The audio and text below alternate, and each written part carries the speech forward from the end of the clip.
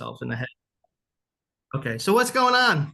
And by the way, I'm not using the video as obviously you can see. So nobody wants Well, to see that. Thomas, I did listen to one of your podcasts, and So you're I the one. okay, I listened to half of it. No, I listened to it, and I did hear that you only use voice. So on a humid day like this, it's good for me because I could be having a bad hair day. So Well, it's all good. eventually, I probably will use video. You know, when I get more comfortable with it. I mean, the funny with my background, you'd think I'd be more comfortable with it, but I think eventually I will. It's just I need to get the right tools in place, right, in order to do that effectively and appropriately. So we'll see. I don't know Have you thought of a body double? about what. A body double? Yeah, I could definitely, I should, you I know, somebody, considered that. yeah, no, you know, I don't know if it's an avatar or do I need to put a casting call out, you know, for, What would that look like? Brad Pitt onlys. George Clooney, Brad Pitt. Exactly. Yeah, I think that would probably be more appropriate. What's Nice. going on? What is going on? I thought I was an empty nester. I'm not now because my daughter decided it would be more convenient to commute from my place into the city, and her job starts in September, Oh, nice. uh, which is what, a couple days from now, September 9th. You literally like 2 days. Yeah, and then my son is in med school. I'm back in New Jersey full time. Where's he going to med school? He's at Rowan Virtua. Rowan, where's that? You know where Rowan is? It's about 30 minutes from Philly. Oh, yeah, yeah, yeah, yeah. Okay. So he's going to get his DO. They also have a MD school, but they're in two different places. Wow. So Yeah, yeah. that's interesting. They're I think that's starting to get a little bit bigger now. Like they used to like poo-poo the medical like doctor stuff, but I think it's coming back. And it didn't Is it is coming it, back? I'll it let him know. Hold on, let me let him know. yeah, yeah, you can take it from this trusted Hey, source. this is Coach Thomas Yeah. Nicholas. He wants you to know all your hard work. It's gonna be okay. Yeah, maybe. All right. Well, aren't they opening up like another medical school? Is it who's opening up? It's in the old Roche facility in like the newer Clifton area. I can't remember. Is it Oh, Rutgers or is it it's somebody is opening up a new medical school there.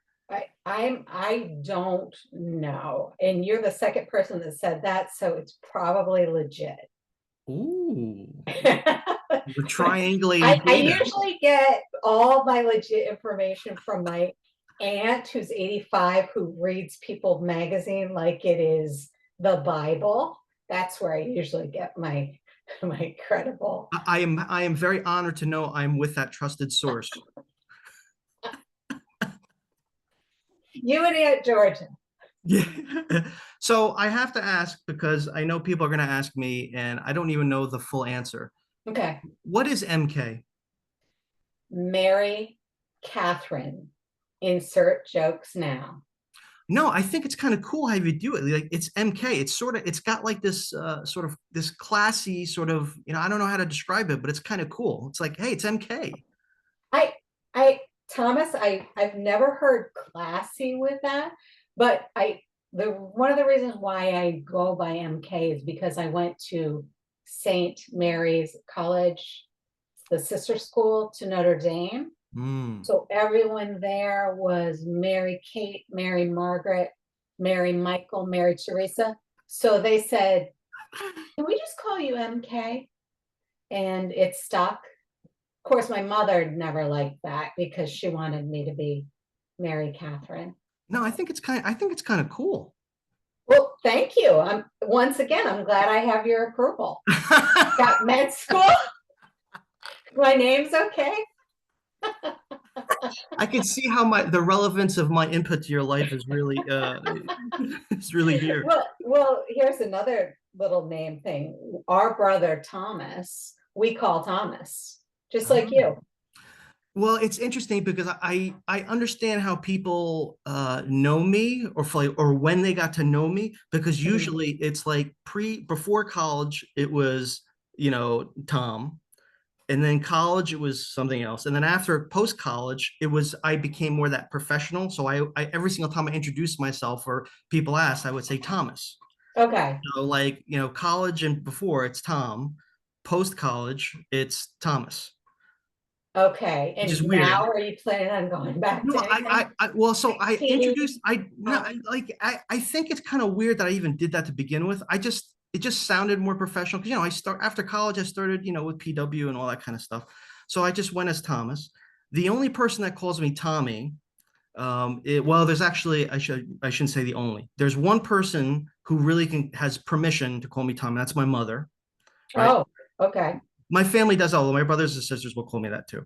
But there's one other person outside that circle that calls me Tommy, and I think he does that to nudge me because he knows that the only people that should be calling me Tommy, or I like calling me Tommy, is my family, and that's my buddy who was my best man in my wedding, Monty. So he's the only one that calls me Tommy, and I think he does it Okay. to nudge me a little bit. But other than that, and like I introduce, but if somebody calls me Tommy or Thomas or Tom, I don't correct them. I don't really care, at this You point. don't? No, I See, don't. I just people mess introduced up them. my name all the time. Really? All the time. Yeah, though I'll get MJ, I'll get hey MK instead of MK. I'll get okay. I'll turn around and people say okay. They'll just put or they'll shorten it. You never know. MK, it's like very it's very like celebrity, I think. Oh, When I say well, MK, geez, I'm thinking Thomas, like I'm rappers, so actresses, I'm thinking all that kind of stuff. well, of course. I mean, that's your background too. I was an actress before Well, children. We we need have to talk about this. BC, yeah, I call it BC, before children. Yes, yes, We have to, so indeed. how do we go from the sister college of Notre Dame? Where do we Yeah. go after that? Well, it was my first play at Notre Dame that made me realize that I was going to go from a psych major to a theater major. Uh, Oh. my older brother went to one of my plays and he said, "Why don't you just be a theater major?" And I didn't even know this world existed. And I'm one of 8 kids, Thomas. So when I told my parents I wanted to be a theater major, I'm not even so sure they knew which one was calling. They were just like, oh, okay, yeah, sounds good. You're one of eight? Yes, I'm the third oldest. I'm the oldest girl. So how about you? How many in your I family? am one of four. My wife is one of three, but her father, he was one of eight. You don't like his generation, you saw bigger families. Like our Yeah. generation, I don't think you see a lot of them around. You don't see a lot of them around. I usually get, and I have to feel for my in-laws because this is a lot to come into this. My sister-in-laws, my brother-in-law, they're saints. They're to have to listen to the group text or survive all of the holidays. And I would say your family get-together's got to be crazy. yes, Christmas is nuts. Yeah, they're all the holidays are pretty nuts. Now, Yes. and from my wife's family, and she doesn't listen to the podcast, so I can talk about this. So Oh, good. yeah, Okay, good. because Good. I we've already never liked established. her anyway. No, I'm Yeah. kidding. I've never met her. I've never met her. we've I'm already established sorry. we've already established you're the one who listens to the podcast. So like when we go to her family functions, we joke it's it's the family goodbye, because you can be there for 4 hours. It takes you like 2 hours just to leave with the Oh, same goodbyes. Thomas. Then everybody starts talking, and it's like, wait a minute, I just said goodbye to you 5 minutes ago. Now you're back in. So it takes us like 2 hours to leave any family function because of these goodbyes. I don't know if it's the same. I'm uh, not going to mention the nationality, but I know it nationality she because we Irish, we get out of there. We get out of there. Oh yeah. The Irish is the Irish goodbye, right? We're gonna hit the stroke. We're gonna hit the It's tropes. not a The myth. Irish goodbyes. Yeah. It is true. it is a true thing. We do not extend good nights. We do not extend the goodbyes. We just get out. Wow. Yes. I wish I could do that. So that's the tough one. So it's funny because you mentioned psych and theater, and I think once you get into the theater or the acting profession, you realize that they're one and the same. They probably give you the same Yes. major. So did you Yes. you left for the theater degree and did you go right to I sort of went right into acting. Yes. And Thomas, I don't know much about your theater life, but did you ever do summer stock at all? no, so I'll You'll tell me I'll tell about you you. I'll tell you my journey first because it's probably quicker, right? Yeah, So tell me your journey. I want to know. all right. So after college, so I joked that I went to college, had a beer, and then I left with an accounting degree, right? Like I just Okay. yeah, had a couple drinks, I got drunk, and then all of a sudden I had an accounting degree. So which is sort of true. I worked at PwC, so then I did this like 20-year professional, finance type career, right? So CPA, which we all know means I don't certified public accountant, right? well, my wife will say constant pain in the ass, but Okay. anyway, I know. Tip your waitress at the end of the show. So anyway, I've always had that theaterish or that performance type personality and background, which Uh-huh. people just thought was sort of like the class clown, the joking, all that kind of stuff. But I didn't realize it could actually be something. So, and I'm sort of first generation. My parents were born in Poland, so when we came here, it's sort of like education, education, education, Yeah. education. What are you Yeah. going to do? What are you going to do? What are you going to do? So I sort of ended up in this world, and then I fell in love with stand-up comedy, no surprise, and I always have had that, right? The Abbott and Costello, I mean, you name all the stuff, I loved it. So at a certain point in time, I actually proposed to my wife at Gotham Comedy Club on stage. You're So kidding no, I me. swear to God, I You proposed to are her on kidding stage. me. No, no, no, and I got a lot of flack from that from the men that were in the room. That's a whole other You story. weren't joking though, right? At the time? Well, that's the thing. That's the hook, right? I'm like, if this doesn't work out, then we just tell the divorce attorney I was joking. So, but so I ended up doing that, and then I got into more stand up. I started doing more stand up, and then I was like, how do I get better at this? And then people were saying, hey, listen, you should try to do some improv. Improv will help you. It'll expand your skill set. So at that time, UCB was massive in New York City. So I started taking classes at UCB. I went through the entire improv program. I got passed to like their advanced level. I didn't get on a house team, but I did pretty well from that perspective. But you have improv's a different beast. You have to have like Oh a whole yeah. team, and it's so. And then I was like, I love it. How do I do more? Do more? And then I heard this one interview with this one. He's a giant in the stand-up world, Dave Attell. Like the guy Yes. yeah, he's Yeah, I godlike. know him. Yeah, Yeah. yeah, yeah. If He's you know got a great comedy, voice too. if you know stand up, you know Dave Attell. Yeah. So he talked a bit about, and I've met him a bunch of times. And I No remember way. oh yeah, yeah, yeah. I remember him doing an interview, and he had said that I think I don't know if he was serious or what, because this doesn't really come across from Attell. But he's like, listen, if you really want to get to a deeper level with some stuff, people should take some acting classes. So I said, oh my God, that's not a bad idea. And there's like nuggets from Mattel that I have all over the place. But I was like, okay. So then I started researching acting schools, and I found a bunch. And it is like some of these they're like, give me $400 a month, and you just come, you do this stuff.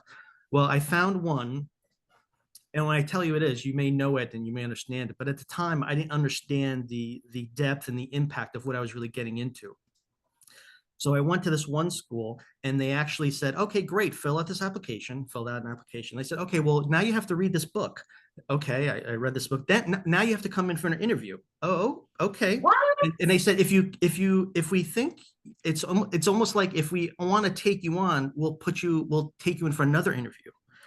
So for me, I was like, well, this is intriguing because it's not like, the New York City, just give us your money and come in with a bunch of people and it doesn't matter, blah, blah, blah. This one had some like barriers of entry. It's sort of like, well, if you really want to do this, we want to see that you want to do it.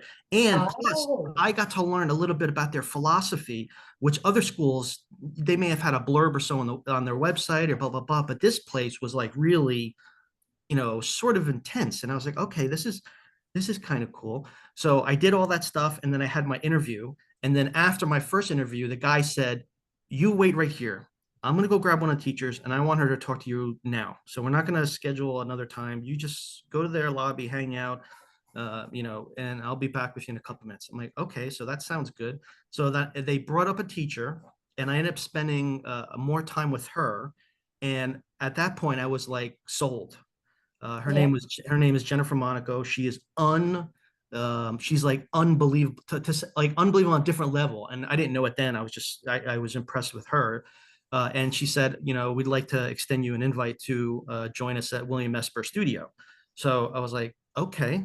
And I didn't know who Bill Esper was. Like I knew obviously he was his school and it was his studio, but I didn't like know who Bill Esper was in terms of U.S. theater and what it relates to all the history of all that stuff.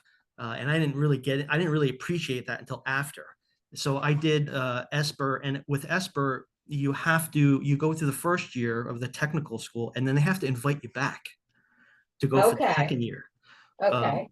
so and it's like this it's like a stressful thing at the end, right? So at the end of the first year, all my classmates were all sitting hanging out in the in the lobby waiting for our one-on-ones with the teacher to see what's going on, if we're coming back, if we're not coming back. And there was a bunch of people who I thought for sure would be asked to come back, sort of left huffing and puffing. And then I'm like, I'm dead in the water. And they invited me back. So MK, I did this when I was in my 40s. I didn't. Oh, I was just going to ask you how old you were. I would thought you were going to say like No, 24, no, no, no. 25. I did this Okay, so you were after. going by Thomas then. Yeah, by that point, it just was what it was. If people call me something else, I didn't care. You But didn't care. I did this way after. So in the catalyst was I left the corporate world and I was burnt, dead, fried. Yeah, I was just you know to put it lightly, to say I was killing myself was probably true, right? It just was. I right, mean, my and the bank account was great, but everything else was miserable. I'm sure my family didn't really like, my kids were small, so I was like, what am I doing? And then I just sort of had the come to Jesus moment. My brother had passed away. A friend of mine had a major accident that left him a quadriplegic, and he actually succumbed not too long after that. So then it's like I don't know why I'm doing all this stuff. So that's when I sort of took stock and I said, what am I waiting for? And then I left that world and I entered the accounting, or the acting, and the sort of I did the coaching at the same time, because I'm like, starving actor, it's real. And Oh, I may have some experience with being a starving actress. Yes. yeah, so it was I had the house, the car, the kids, and everything else. So it's not like I couldn't, So luckily I had saved up enough in the interim when I made this sort of aha decision, right? So I saved up a bunch of money to sort of help me with the transition. I got into coaching, so that's when I went to IPEC, and I actually went to Esper at the same time. And everything from an acting perspective was going pretty good, and then the pandemic hit and it sort of all dried up. Now Right. it's like voiceovers. Now I my agents are modeling, believe it or not, in voiceover. So, and I still do some commercial, but it's it's here and there. So that's sort of the I'm sure I probably talked way too much on this stuff, but That's that's the my job. actor part. That's the answer part, which came way after the CPA, Thomas. So I So, had Thomas, can I ask you a question? I know this is your podcast, no, but that's can I fine. ask you a question about that? It's a How, conversation. because I want to know, I know very few well, I know no accountants turn actors turn coach, but how do you think the acting helps, and I'm assuming it helps with the coaching? MK, I will tell you, the acting education and training was Yeah, life changing. yeah. It not only helped, it blew it up. I mean, I literally keep my acting notebooks next to me. So Oh, I sat with these books, you were that guy. yeah, oh yeah. I sat in the front row. Like sometimes, people try to hide, because the No, acting teacher, I like don't know that person. my acting I'm front teacher was row. my acting teacher was unbelievable. I am very inspired by her, Mm. And she is just like I get like emotional when I talk about her. She's just such an incredible person. And I would sit in the front, and I was so serious this, and I think she understood the seriousness of which I took those classes. It's like Mhm. when you cross that line, and when you cross that line, you get into that classroom. There's no BSing. It's work. You're here to do the work. You're there to learn, and you're there to do the work. Anything else doesn't belong here. And for me, I understood that, and that's the way I played. So I still reference, like I keep these right next to me. I still reference this stuff. I still go back to it.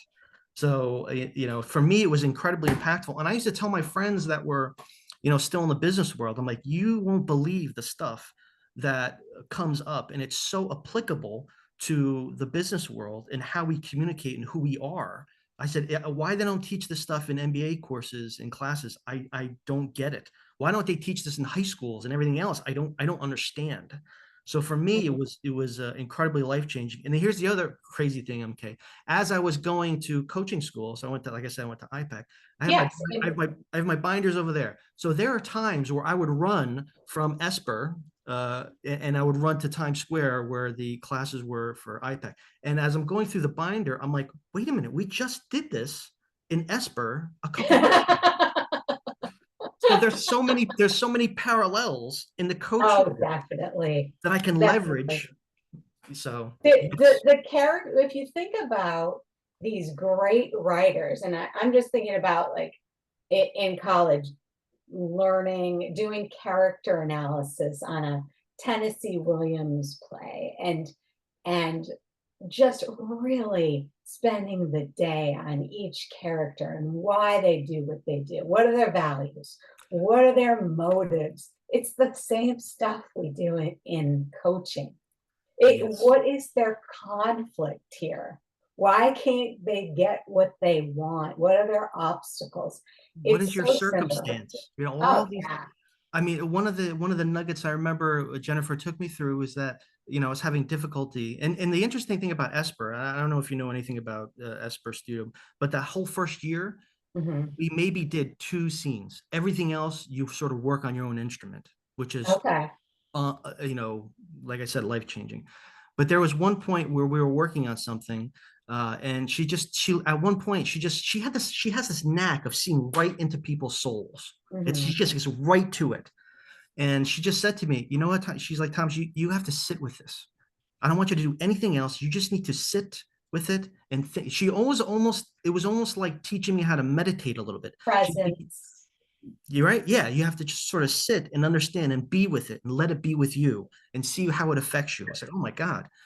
And so between that world and the coaching world, I think it's very transformational. And this is where, again, I said in my 40s, I started doing this values work because through the coaching process, Yeah. this, they make you go through this values journey. So between that and this, I'm like, oh my God, had I don't know. Well, so here's chicken egg, right? I don't know if I would have been ready for it in Right. my 20s, to go through that. Appreciation. Yeah, yeah. But Yeah. I was at the right place at the right time. Whether it was, I don't know if it was 40 or 50 or 30, but it was impactful at that time. So that's when the value stuff came in. And that's when I So started doing that Thomas, exploration. do you mind if I ask you another question? Of course. What was would did you have a specific values exercise that you had to do at IPAC? Yeah, so they give you the traditional one, where it's like, Okay. hey, think about, it's the one that you get from every single, coach and all that kind of stuff. It's, here's a list of values, Okay. think about it, go through it. And then after you do that, whittle it down to, 10, whittle it down to 5, here's your 3, and then blah, blah, blah, so on and so forth. So yeah, they do that traditional exercise. They go a little bit deeper after that, but the catalyst is usually that self-awareness of here's the list, now think about it. Whereas Here's the most times list. we don't think about it. It reminds me of, so I did a lot of when I was in high school and stuff like that. I worked at retail, and there was this one guy, I think his name was Paco. Oh, I'm gonna butcher the name, Paco Underhill or something Ramon. like that. No, no, no. He was a consultant, and he did a lot of work in retail, and he did a lot of studies in retail. And he found that one of the things that happens if you ever enter a store, and when you ever walk into a store or boutique, there's usually a table or a something that's right there as soon as you walk in, right? Mhm. And the reason that's there is because he found by doing thousands of like studies that if you walk into a space, most people just walk in nonchalantly, not even thinking about what they're doing or what they're looking at. But if you put a barrier in front of them when they walk in, it forces them to stop and then break out of the I'm on the phone, I'm looking Oh, around like this, and they look, oh, here's the table. And from a retail perspective, if you touch the product, the probability that you buy it skyrockets. So, you put a table in the front with some clothes or whatever, you walk in, you touch the sweater, you look, and then you're like, okay, I'm in the store. What am I looking for? And you look around. okay. They're getting you to So use your senses when yes, you're so it it walking. it it, Okay. it brings you in the moment. And as we know, that's important for acting, right? So Yes. it brings you in the moment, it brings you awareness, and it brings you right to that spot. And that's where they want you, because they want to grab you.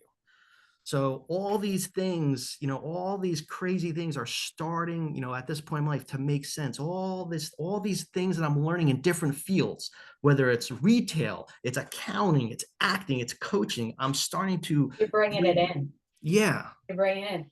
yeah. The reason why I asked you about your exercise about values is because when I went to Alcott, and Rutgers, yeah, several, yeah, yeah. So right, we got a lot of people, people. yeah, there's a lot of us. So I love that place, and it came at a really great time after COVID. Um, so our exercise was one of the most memorable exercises I've ever done because we were supposed to figure out our own values, but we also had to ask relatives. Oh yeah, Uh, yeah. and so, relatives meaning if you have children, ask them, brothers and sisters, sister in laws, brothers in laws. So, I asked everybody. And of course, my family is a bunch of hams. So, some of them were sending back All like 82,000 big, of them. yeah, MK values, her big hair from the 1980s, or her twirling a baton. But a lot of times there were things like authenticity, hard work. And when I got my list back from my relatives and my children, I still keep that list because how you see yourself, sometimes if you're not having a great day, if you're a business owner and you're like, you look at your list and you say, no, that's really who I am. But that list of 15 things, even when I'm not always feeling like it, that's people that love me see me that way. So Mm. I loved our LCOP exercise. Has your list changed since LCOP? Has my list changed? Added, deleted, Yeah, a little. modified? I'm gonna say a little bit, Thomas, and I'll tell you why. And Yes, please. I think that authenticity is one of those words that get like there's always a buzzword, and authenticity for me at my age is now more important than ever.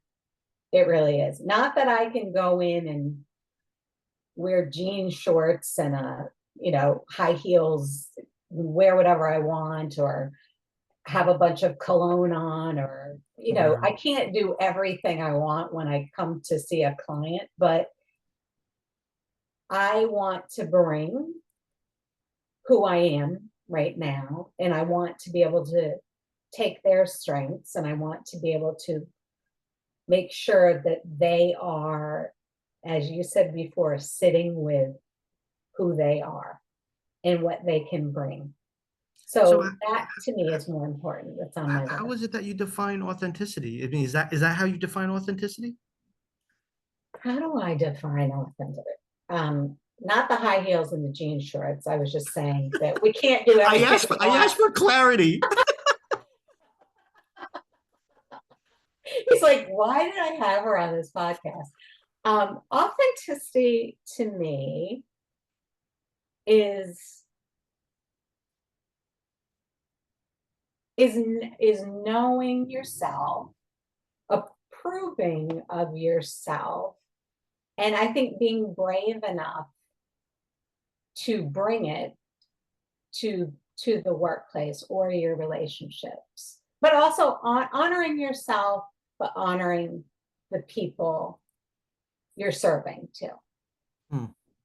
That's part of my, when, later on today, I'll probably change my definition, but right now, sitting with you, I think that's close. No, that's awesome. Thank you. How about you? Um, so my values are, and I have them on my website for the business. So it's freedom, integrity, creativity, presence, service, and innovation. And I go, and well, the other thing is when I do this values exploration, words are just words. And that's why I ask, how do you define it? Like, what does it really mean? So for me, like freedom, for example, it's not so that I can wear high heels and run around. So what the name of this podcast is going to be high Yeah. heels and t-shirts. Inspired by kinky boots. So freedom for me, and I look through the lens that I look through some of these values as I articulate them, or on the business side. And there's a personal side too, but I don't really delve too much of that on the website. But from a freedom perspective, it's getting remuneration for the value that I provide. And in our space, I think coaches struggle with that. And knowing my previous life in the business world, you have to know your value. And I think a lot of people in our space struggle because they're not asking for their value, or they don't feel their value. So I put it out there. Like, if you're working with me and you're in an organization, you're going to pay a fair market value for what it is. I'm not giving my services away. And a lot of coaches, and this is what I wanted to ask you before about authenticity, is how does that impact your other values? So for me, freedom sometimes conflicts with my service, because I do a lot of pro bono work, right? Mm, And to my detriment, right, from a financial perspective. But sometimes being of service to me is more important than a couple dollars here and there, right? right, right. So I find that those values will conflict at times, and then it's almost like situational. What value is more apparent, or what value has more impact. So it's one thing to have a list and know them, but I think it's when I start to struggle with them that I know I'm really in tune with them. I don't know if that. Right. Well, that's true. So your freedom value, I'm curious about that because when you said freedom, Mhm. my mind went to someplace else. So Where did it how are go? you, Where'd it you go? went to freedom to create, that you are somebody that needs their space to be creative. Maybe a coaching session is not this strict, formal. So that's what I thought of. And Well, I one of my might be completely wrong No, there. no, no, you're right. And that's why creativity is one of my core values. So it's freedom, integrity, creativity, right? And presence. So the creativity, and you probably heard some of it before. I'm just I get inspired by so much. Sometimes I can't control my head, right? Sometimes it's too I much, but know. right. But And at there. times, and this is where some of the acting training came in. And I'll tell you a really quick anecdote, and this may resonate with you. But there was points where I was struggling with a lot of the work, and I was struggling with lines and all that kind of stuff, and connecting with that point. And Jennifer was like, you have to work incredibly hard to get it. Then you have to let it go. It just Yeah, has to go away. You can't yeah. you can't you can't have it in your head. Otherwise, It's you're not in your present. bloodstream. That's what I say. Those lines have to be, and that character has to be in your bloodstream. Yeah, and then, because if you don't do that, you're not present. So Right. presence is another thing I learned through my improv. I mean, there's just like so much we can go into, but I learned presence when I was doing improv work. Because when the improv work, you have to be so engaged in watching others know when to jump in, know when to do this, know when to heighten, know when to, accentuate somebody else. And I was always in my head thinking, Mhm. what should I say? What should I do? And I struggled for a while doing the improv stuff. And then there's a couple of people that helped me from that perspective, and they said you just gotta be present with it, and then all the preparation, the work you do. This is where the Jennifer and the improv came together. When you let it go, that's when it comes to you. You don't Is even have to that think about it. trust though in yourself? It's trust in yourself Yes. It's trust in the people that you're doing the improv with. But I'm gonna say where I think that whole improv thing comes in very handy is when you are coaching, and if you have a group and your group wanders off, or your group, you've ignited something in them and there's a discussion, and it's no longer instruction, it's no longer you're the teacher, it's you're giving the group the space to discuss, you're giving the group the space, your improvising skills come in very handy at those moments. There's no doubt. It's amazing where the yes and can get you, right? Where the what can get you? Yes and so Oh, that the yes and. yeah, yeah. Okay. I thought you said sand. I live right by the beach. You're already on vacation. So Yes. that's so there's an I'm finding that there's a richness in the interplay of values when I do the work. Before I was just sort of, wandering or meandering through life. You get caught in this um, journey that maybe others sort of had for you, or you feel that would be Yeah. fulfilling, and it didn't happen. So that's why on this core values journey, and that's why I want to do these podcasts. I want to talk to others and see what they. It's really selfish. This is the first time I'm You being are really selfish. selfish. I've heard about you. You're a very selfish man, very selfish actor Yes, slash accountant slash coach. and this is where I'm going to start to exercise my editing techniques. Well, we're going to have that one listener, our friend Debbie. Oh yes, yes, yes. Debbie is amazing. Yeah, for I sure. know. I love Debbie. And we'll not say her last name. She'll protect the innocent. Yes, exactly, exactly. We'll have to bleep that part out.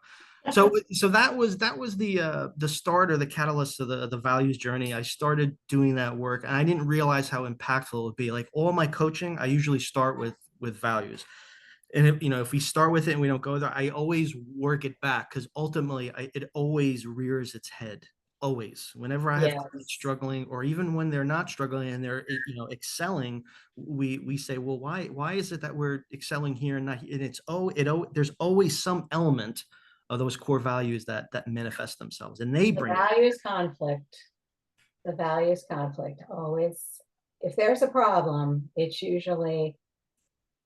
Isn't it amazing though how many people think they know what they like or what they stand for, and then when you really get down to it, it it's not what they're Oh yeah, there's a value. you and I know that as coaches, because we see that all the time. There's another coach who I connected with in the UK, Gavin Wells, and this guy actually researched that. So he wrote a research paper, and he did a study, and he talked about how coaches can actually assist in the core values journey. Mhm. And I had him on the podcast, and he is unbelievable. He was just great in articulating those things that I intuitively do and coach and think about, but maybe I'm not articulating properly. He's done it and said it. So you're right. The coach can help that significantly, and that's another reason why I love doing this, because people can listen to this and they don't. If they want to get a coach, great, get a coach. But if not, you can hear some of the conversations and you can see how people relate to these things. So for me, that's another thing that's incredibly important. It's sort of me being of service. It's getting back to it's going back to one of my core values. So I see this as, yes, being selfish, but also there's no doubt, but it's selfish also to the extent that I know it's giving back, right? So it's not a one-way street, it's a two-way street. So if it was only about the selfishness part, I would be upset with myself. But I think the catalyst, or the purpose for me, is to understand this so it can be shared more. I hear you. So Loud what and else is in clear. there? What else is in those 15 values that you mentioned? We talked about a couple of them. We talked about two of them. What else came up for you? Well, Actually, let me which ask you this. one's go ahead. Did you do this before LCOP? Did you do this in I your, did this during LCOP. That was an assignment, but and even before I. LCOP, did you do any values work? I'm sorry. Did you do any values work before LCOP?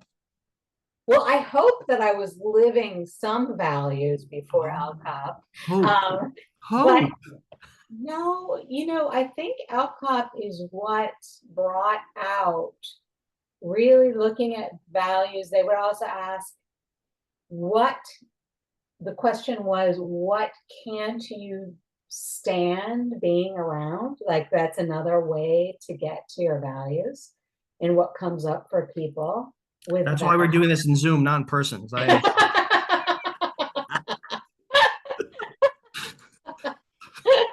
um, so I wish I did have my list right in front of me, but I know that family obviously is, I don't know if family or if it's relationships, that's a very important value for me.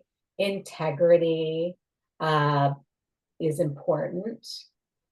Creativity, obviously, is very important. And I never listed mine as freedom, but I think freedom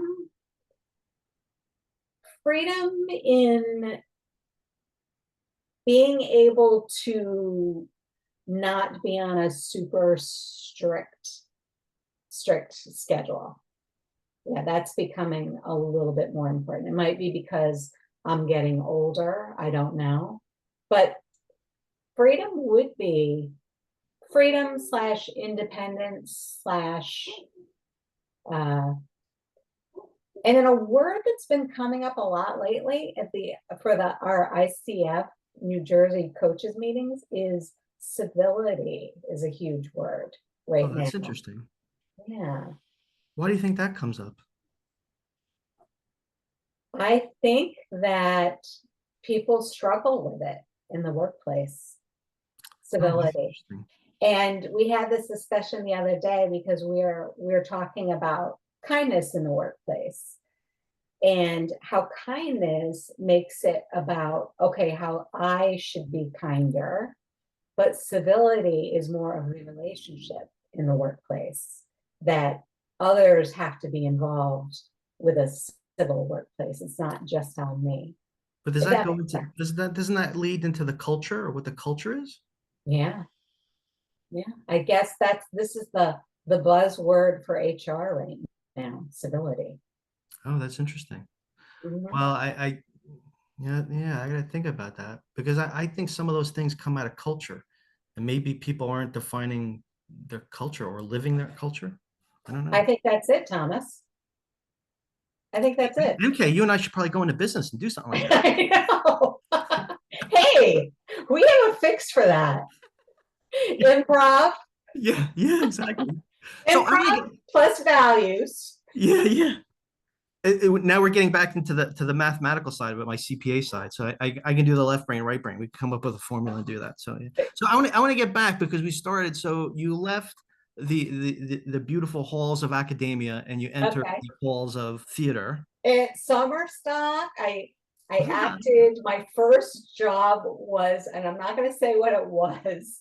It was Summerstock though, and it was $50 a week. And I had enough to get like one Subway. I think it was a faux seafood sandwich a day. I was so poor, but I wanted to prove to my parents that I could do this acting thing. And I went from that to a couple other theaters. We've all done a few plays that were not the best. I remember my brother Thomas came to one of my plays one time and afterwards said, that was the worst thing I have ever seen. But he was right. He was right. But I did get better from there. I ended up acting at the Public Theater in Boston. I worked at Harvard's American Repertory Theater, Oh wow. where I was just like thought I had made it. I was around some really great directors, actors. The whole thing was wonderful. So I went off on my soapbox. How has that world? We still have to figure out how we get from there to your coaching today. But how Coaching. is that? I'll take a little side angle here. How has that world impacted who you are? Oh, Thomas, it's when it's all about the audience. It's I think what I'm a communications coach, so and I coached people for their TED Talks. We had TEDx Asbury Park was the TEDx I was associated with, but it's really knowing that your communication is sharing with the audience, and it is all about the audience. You need to be credible. You need to have your stats, your data. You need to be a credible speaker, an enthusiastic speaker, tell a good story, but you have to first have that audience in mind. And the better communicator is the communicator who understands that connecting with your audience is your number one goal. So that's how it's impacted me in my communications coaching. Yeah, it seems like it's a natural sort of flowing right. So how did you find coaching from acting? Where do we go from, from Boston to where we are today? Boston to New York, I worked at the American Musical and Dramatic Academy. Mm. And then really the coaching started very small because I was teaching acting, I was teaching voice lessons, I was teaching piano lessons. And I remember standing and waiting for my kids in elementary school. And there would be a group of us, and sometimes we'd talk about what we did before children. There were dads, there DC. were moms. Yeah. And I would always get the question, how can you do that? How can you stand on stage? How can you, because I hate, and they would usually say public speaking, or, oh my God, I have to interview again. Or my husband hates preparing for a presentation, or if it's a mom going back to work.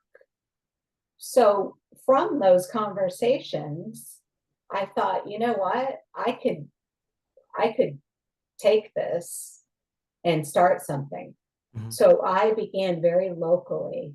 My children grew up in Fairhaven, New Jersey. So I would get local people that were trying to interview, or they were trying to do a presentation, or they were trying to get their staff enthused or have better meetings. And I would start these trainings and coaching still while I'm teaching lessons. I'm still teaching the voice lessons and the music lessons, piano lessons. And then eventually the coaching got to be where I could Yeah. stop that. And I worked, I worked in, I worked whenever my kids didn't need me, basically. And that's how it started. And then after I got my own coach, and I realized I wanted to go back to school for coaching, and then got my certification. Wow. So that's how it all happened. Do you know who Robert Herjavec is from Shark Tank? Yeah, yeah.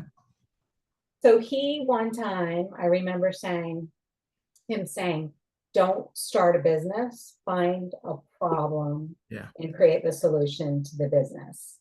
So that's how it worked out for me. And I It's coached funny. our TEDx talks, and here I am. Well, you talk like that, right? Just before you were talking about, you were hearing these things and you found the problem. So Yes, Robert, the IT guru from Canada, has had an impact on you for sure. he did, because he said that to one of the contestants.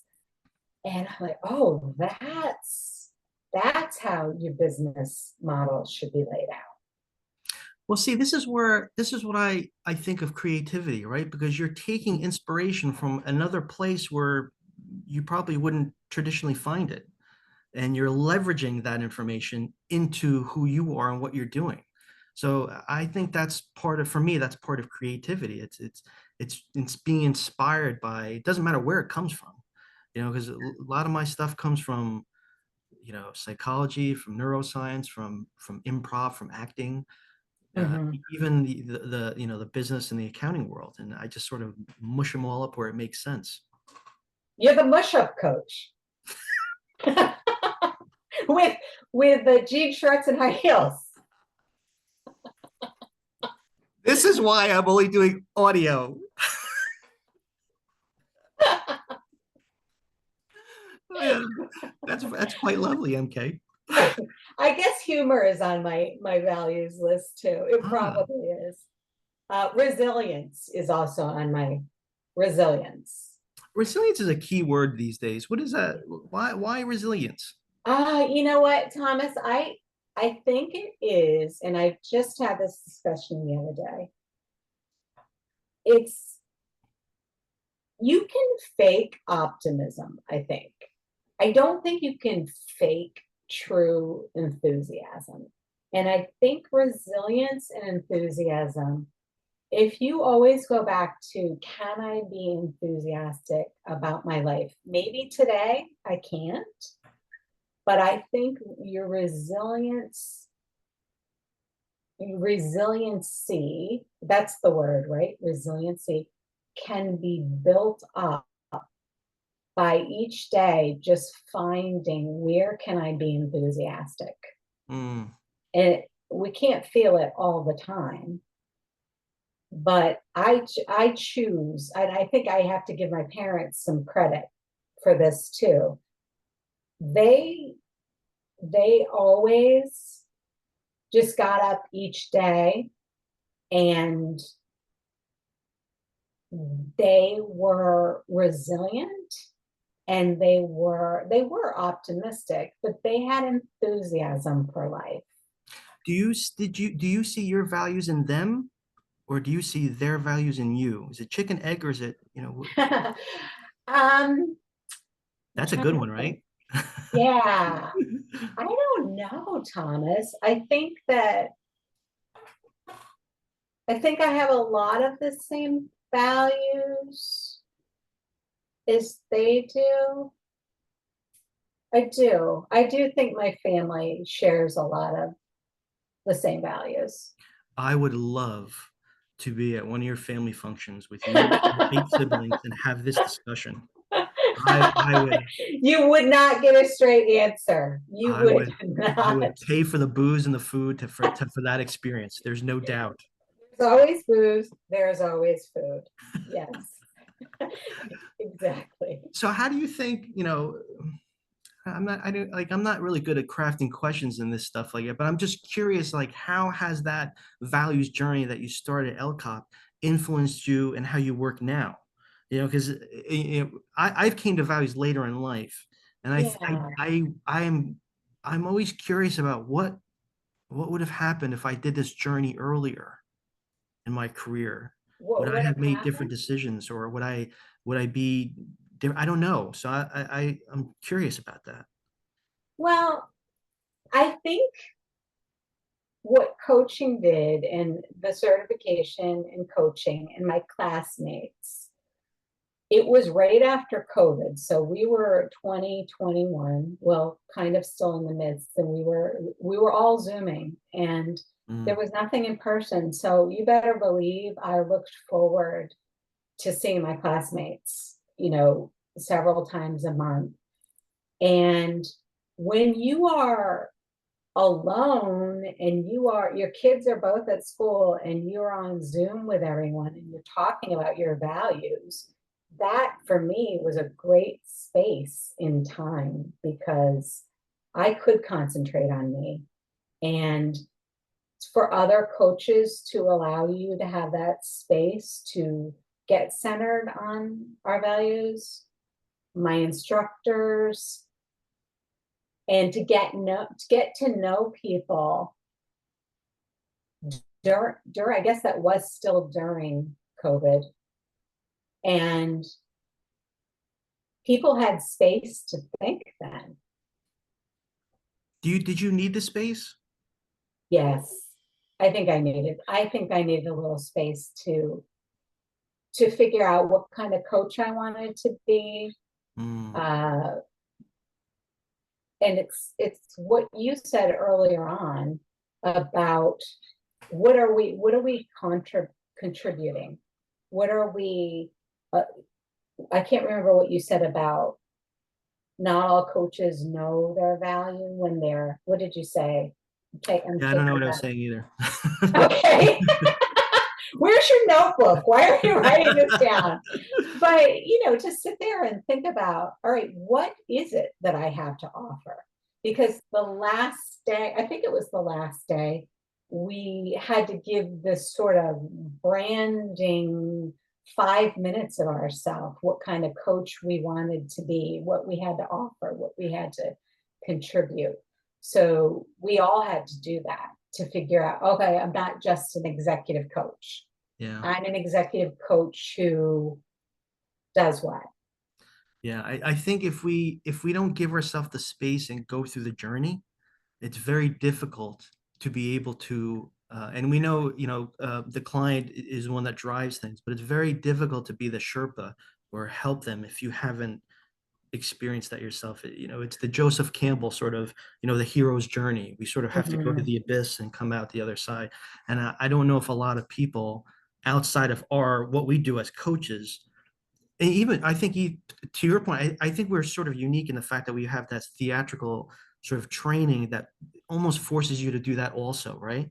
You have Right. to go through that self journey, that self discovery and exploring. You have to know you before you can explore a character, right? Because you bring You something. absolutely do. And Yeah, you cannot convince anybody, the audience, the people you're talking to in a meeting, unless you have done that exploration yeah. and sat in, I shouldn't use the word character, but of you. No, I totally relate. I'm getting chills. I mean, I understand what you're saying. Whoa, have any other guests given you chills? Of course. No, You're like, but I can't I'm remember. serious because I think this goes to what you're talking about, authenticity. I Yeah. think I think it's not like you've got to act authentic. I think it just oozes out of you. Hmm. If you are authentic, it's there. Like people don't, people they'll smell it otherwise. And I don't think Yes, they will. right. And I don't think Yes. yeah, I don't think they'll unless you sit with it and understand it, it won't come from you. Then you try to fake it, and that's why people have to do the hard work. And And sometimes, then you're in plays like I was, that my brother said was the worst thing he'd ever seen. And unfortunately, it was a Neil Simon play, who usually is pretty interesting. yeah, but I bet you so, and I'm sure you've experienced this where sometimes we think we have the most incredible performance and others are like, this sucks. But for us internally, as we're processing and doing it, there's an amazement and a joy, and there's something that you're connecting with. And sometimes the inverse, right? Where it's like, I was the worst ever. I felt nothing. I explored nothing. And people are like, that was the best performance you ever did. So it's like this weird thing Yeah, that happens.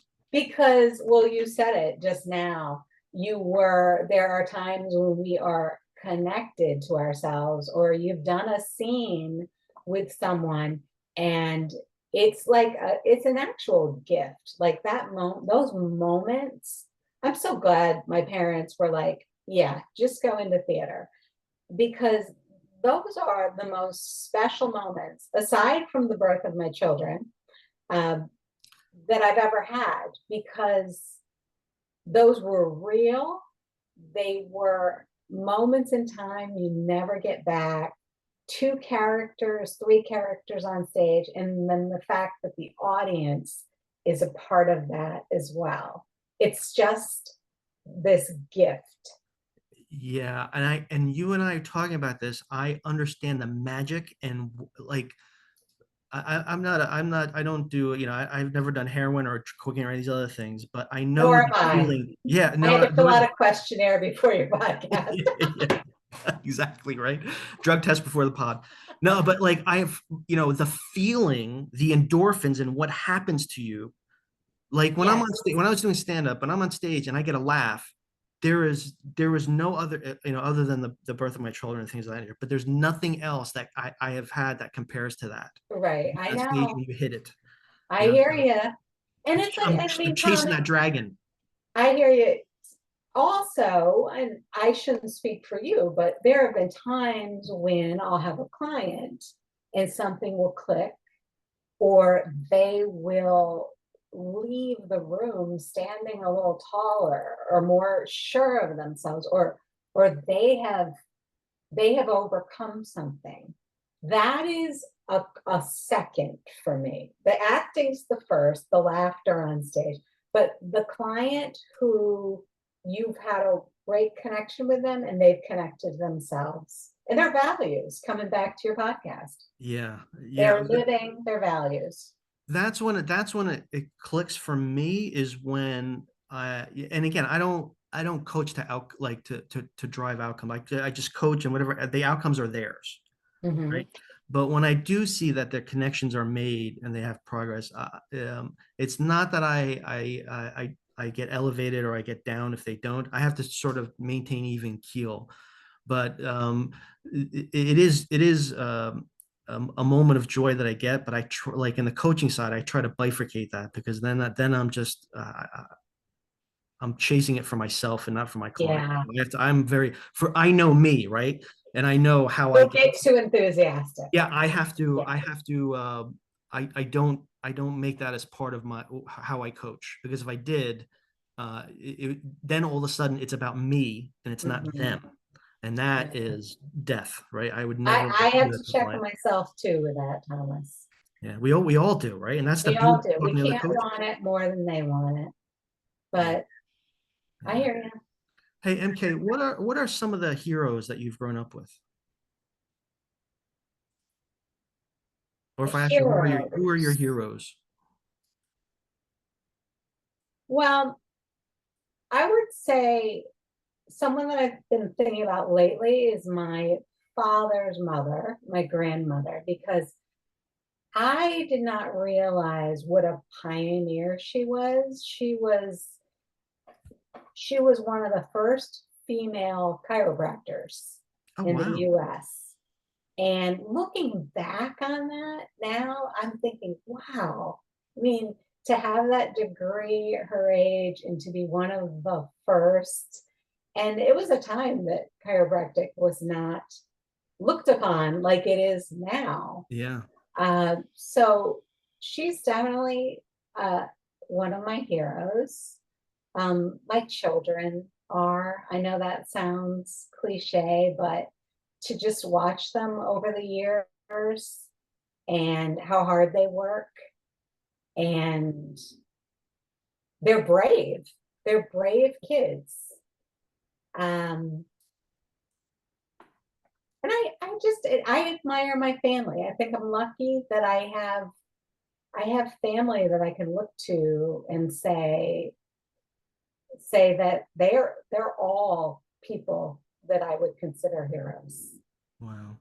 Thank I you for sharing I that. know I know you thought I was gonna say someone like, I don't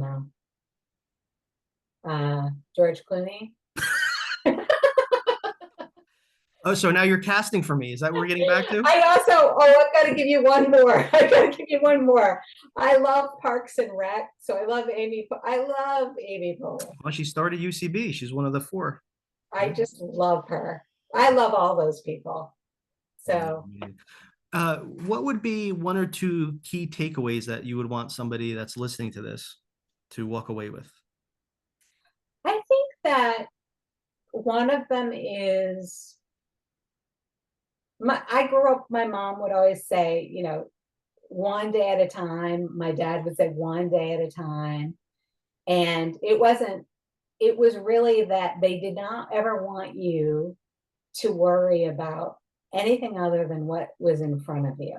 Mm, And so that would be something. If you're having a bad day, or if you think you're going to have a bad week, just realize that just take one day, one challenge at a time. And then I'm a pretty easy person to work with. You're going to laugh, you're not going to cry much. Um, Yeah, just find the joy in life. I'm inspired by your story that you went back to acting at 40 some. Yeah. So Thank you for that. yeah, always look for the joy in the day, in the week, in yourself. Cool. If somebody wanted to explore the opportunity to laugh with you and work with you and understand how they can be a better communicator and maybe even do a TED talk or two or something else, what would be the best way that they can get in touch with you? The best way would be mklarsen9 at Gmail or on LinkedIn. I'm on LinkedIn. MK Larsen with an EN, not an ON. All right, LARSEN9 at Yeah. Gmail. Yes. Cool. I can't thank you enough for doing this. I have we have laughed quite a bit here, and I am very Was thankful that for it. allowed? Yeah, it was I was pretty, and we have to talk more about the arts journey. So we have to talk about that more. So I We will. love We that. will. Will, thank You you for make me having. want to do character analysis. You got all my books, my theater books, and all my plays and everything are over there. You make me want to. Oh, it's like The Godfather. They keep pulling you back. It's so amazing. That stuff is so amazing. I It's need to the find a acting stage now. mafia. Yeah. Well, MK, thank Thomas, you. thank you for having me. My pleasure. All right, we'll talk soon. You got it. See ya.